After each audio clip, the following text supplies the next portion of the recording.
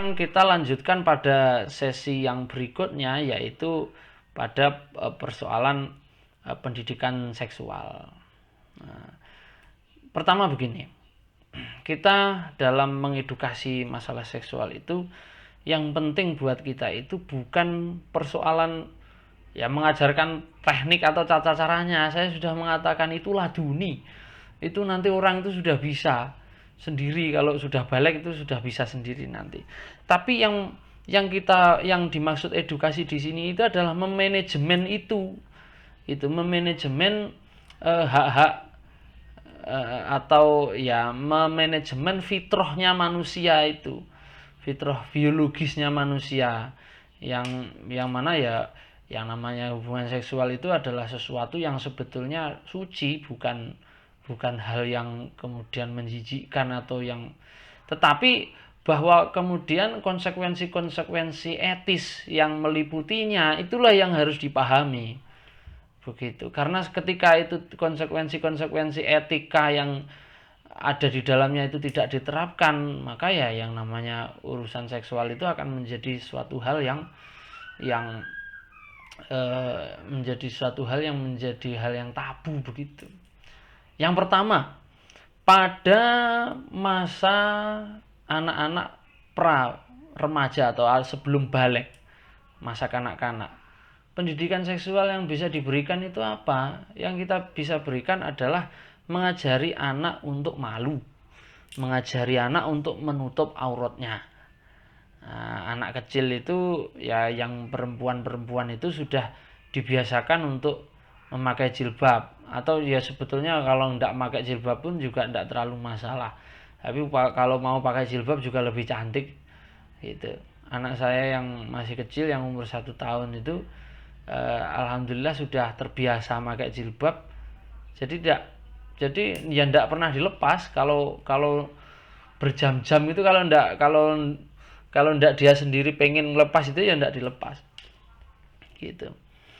Nah, terus diajarkan untuk malu, ya diajarkan untuk malu kalau misalkan anggota badannya itu ada yang terlihat, itu diajarkan untuk malu, untuk menutupi anggota badannya.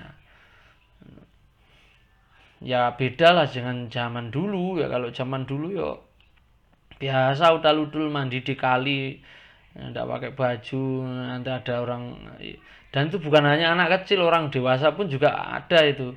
Tapi yang tidak tahu ya zaman dulu biasa aja itu, tidak ada masalah apa-apa, mungkin karena sudah teredukasi gitu. Ya biasa itu, zaman saya kecil saya masih sering ikut ibu itu ke sungai gitu, mandi di sungai gitu. Ya orang seliweran cari rumput itu ya banyak, ya biasa aja, ndak ada apa-apa itu. Sama bapak juga begitu.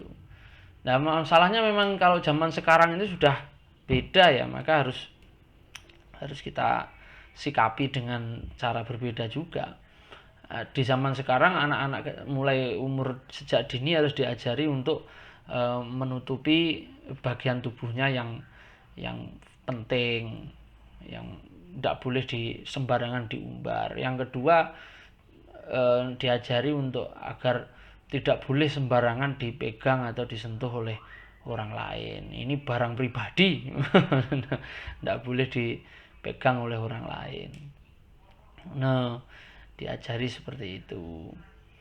Terus belajar untuk kebersihan alat-alat vital itu. Kalau laki-laki ya laki-laki ya perempuan, kalau buang air disuruh bersihkan yang sampai betul-betul bersih dan sebagainya. Itu bagian edukasi seksual juga itu. Kemudian ketika anak sudah menginjak masa balik, kematangan seksualnya sudah mulai muncul. Kalau anak laki-laki itu tanda baliknya itu ya, kalau dulu kan absurd ya cara penyampaiannya, sudah pernah mimpi lah. Bocah itu tahu mimpi apa kan ya ora diomongne kan orang mening. Ya kalau saya anak laki-laki itu disebut balik kalau dia itu sudah tumbuh jakun ini ya, suaranya sudah mulai glegori berubah itu tanda bahwa hormon testosteronnya itu sudah mateng, dia sudah balik dia. Atau kalau enggak gitu dia sudah mulai tumbuh bulu di jenggot atau di kumis ini. Nah itu sudah tanda kalau dia itu secara fisik kematangan seksualnya sudah tercapai. Maka orang yang begini ini saya katakan sudah balik begini ini sudah. Nggak harus nunggu ngimpi. Ada anak itu yang nggak Jawa gitu, kayak zaman dulu. Nah, kalau zaman sekarang ya, kalau orang zaman dulu mungkin ngimpinya setelah umur 20 tahun. Ya, kalau apa namanya, saya ya menilainya begitu caranya, melalui tanda-tanda fisik itu. Hormon testosteronnya sudah muncul. Nah, ketika masa umur pra remaja begini, kita bisa melakukan edukasinya itu dengan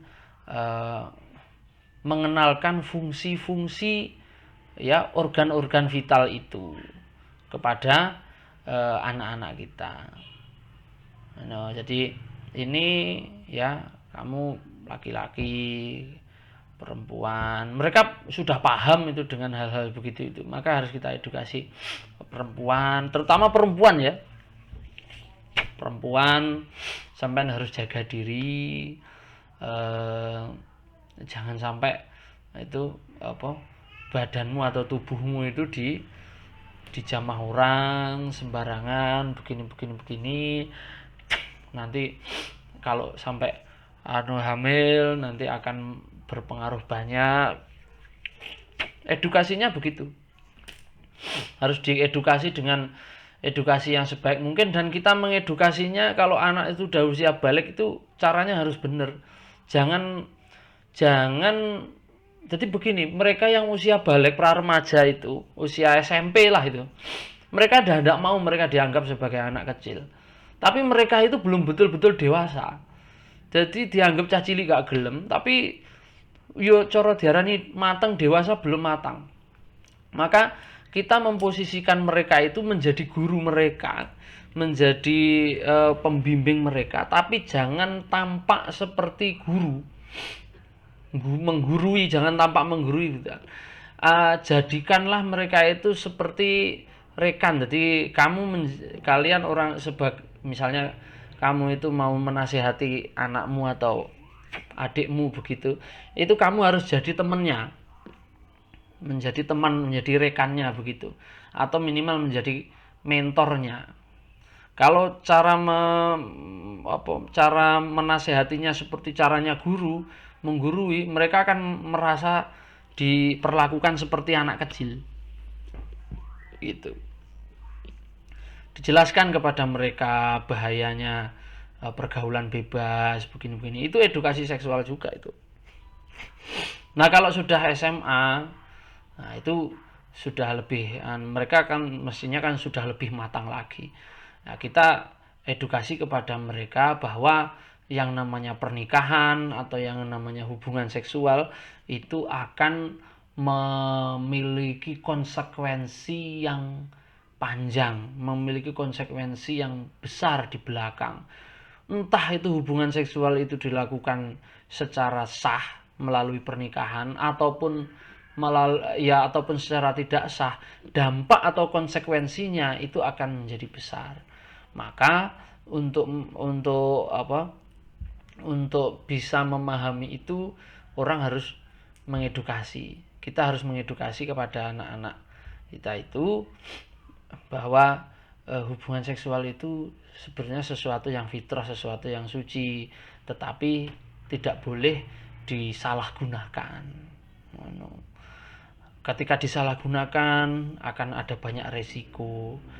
Kehamilan di luar nikah, pernikahan dini, kemudian nanti pernikahan dini usianya belum matang menikah, persoalan rumah tangga rumit, menjadi tidak merdeka, masa depan hancur, belum lagi kalau ada penyakit HIV dan sebagainya. Nah, itu yang saya maksud dengan edukasi seksual itu begitu. Bukan bagaimana caranya.